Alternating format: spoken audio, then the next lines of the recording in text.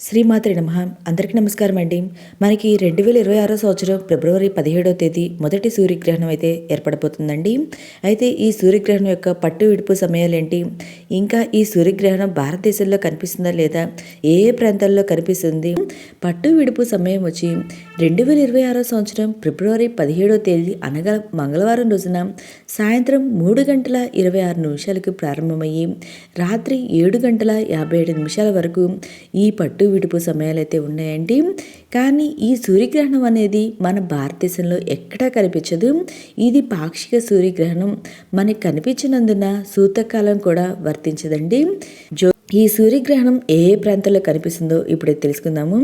ఈ సూర్యగ్రహణం వచ్చి పశ్చిమాసియా, నైరుతి యూరప్, ఆస్ట్రేలియాలోని కొన్ని ప్రాంతాలు, ఆఫ్రికాలోని దక్షిణాది దేశాలు,